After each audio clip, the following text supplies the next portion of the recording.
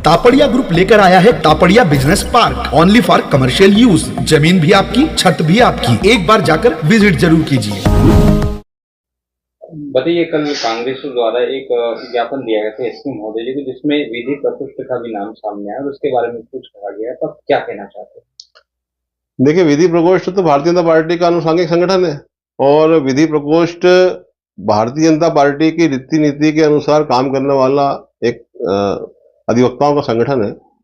जहां तक बात परसों के वाकये की है, तो मैं इसके पहले कहना चाहूंगा कि लोकतंत्र में इस बात की व्यवस्था है, सत्ता पक्ष और विपक्ष दोनों मिलकर जनता की मूलभूत समस्याओं के निराकरण की दिशा में काम करें। जहां सत्ता पक्ष अपने कार्यों से जनता की सेवा करना चाहता है, वहीं विपक्ष ऐसी बातों को उठाता है जो जनता की समस्याओं से या उनकी सुविधाओं से जुड़ी हो। और लोकतंत्र में इसकी व्यवस्था भी है और ये लोकतंत्र की खूबसूरती भी है। पर उसके नाम पर नौटंकी करना, तमाशाबाजी करना, ये कहीं भी स्वीकार योग्य नहीं है।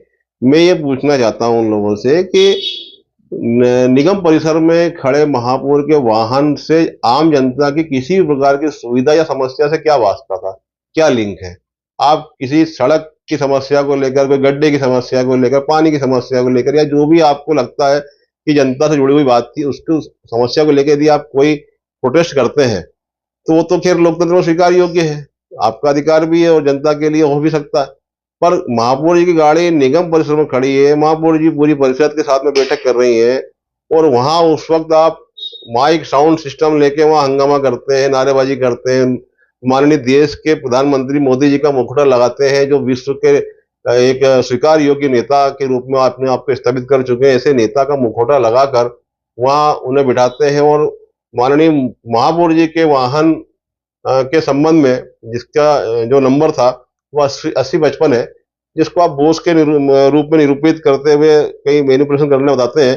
खैर, ये सब चीजें मोटर व्हीकल एक्ट के अंतर्गत सब दी हुई हैं, उसके लिए यातायात विभाग है और किसी लोक मार्ग पे चलते हुए वाहन के संबंध में निरीक्षण करने का या कोई भी कार्रवाई करने का उनको अधिकार है यातायात को।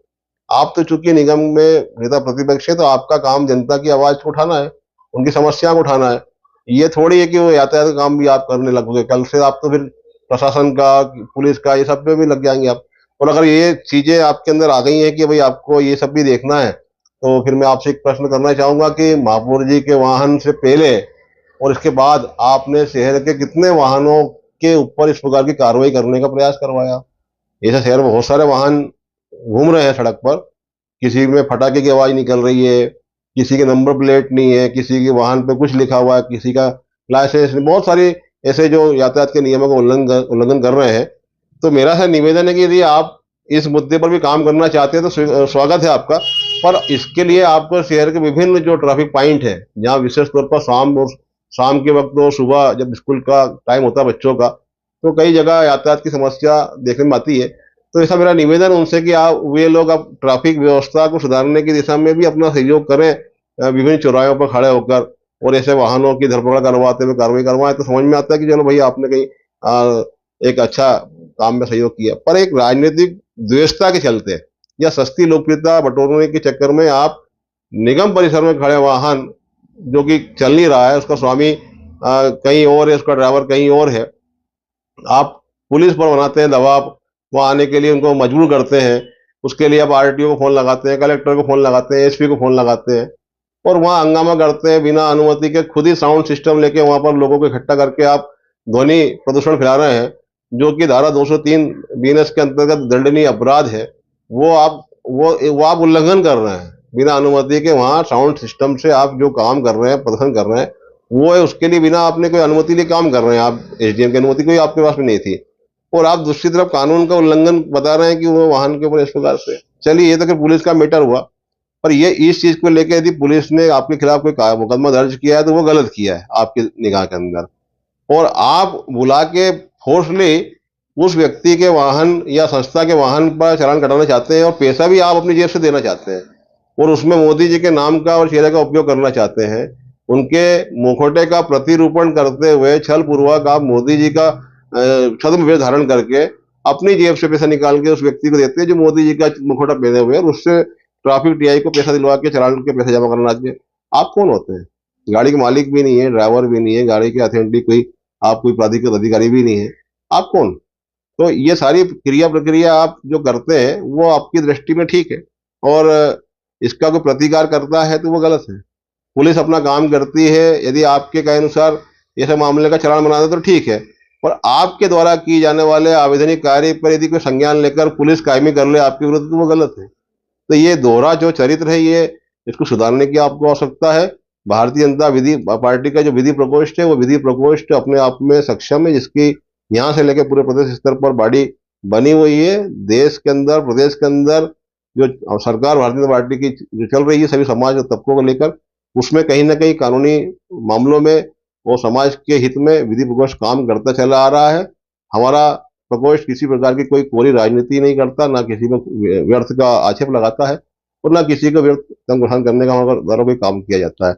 हमारी आदरणीय बड़ी बहन ने जो भी विधि प्रकोष्ठ के संबंध में कहा है, मैं समझता हूँ शायद उनको इस बारे में विधि प्रकोष्ठ के संबंध में शायद पूरी जानकारी नहीं होगी, इसलिए वो सब बोल गई होंगी। अन्यथा भारतीय जनता पार्टी का जो अनुषंगिक संगठन विधि प्रकोष्ठ है, वे विधि के क्षेत्र में एक अच्छे कामों की श्रृंखला पिछले 2-3 सालों से 4 सालों से चला रहा है। कभी वो देखे, इस चीज को समझे, और मेरा सा निवेदन है कि कानून का सम्मान जिस प्रकार से भारतीय जनता पार्टी का प्रत्येक पदाधिकारी प्रत्येक जनप्रतिनिधि करता है, इस तरह से वो भी करे, और इस शहर की व्यवस्था को सुधारने में, बनाने में और चलाने में वो एक अपना सकारात्मक सहयोग प्रदान करे, ना कि ये इस प्रकार की नोटंकी और ये सस्ती लोकप्रियता बटोरने का जो काम करते हैं वो ना करे। खास तौर पर इस प्रकार के कतिपय तत्व जो कि कानून व्यवस्था के नाम पर धज्जियां स्वयं उड़ाते हैं और इसके लिए जिम्मेदार लोगों को कहीं दोषी ठहराने का प्रयास करते हैं, तो ऐसा ना करें। इतने बार कहना चाहता हूँ मैं। आपका परिचय बता दीजिए। मैं देवेंद्र सिंह यादव, अधिवक्ता, विधि प्रकोष्ठ में प्रदेश शासन पदायित हूँ। भविष्य की संभावनाओं को देखते हुए अत्याधुनिक सुविधाओं के साथ शहर के मध्य में अब अपने व्यवसाय को दीजिए नई ऊंचाइयां। तापड़िया बिजनेस पार्क में व्यवसाय के लिए कमर्शियल प्लॉट खरीदने का सुनहरा अवसर। अधिक जानकारी के लिए संपर्क करें। तापड़िया बिजनेस पार्क, पुराने पावर हाउस के पीछे, गुरुद्वारा रोड, खंडवा।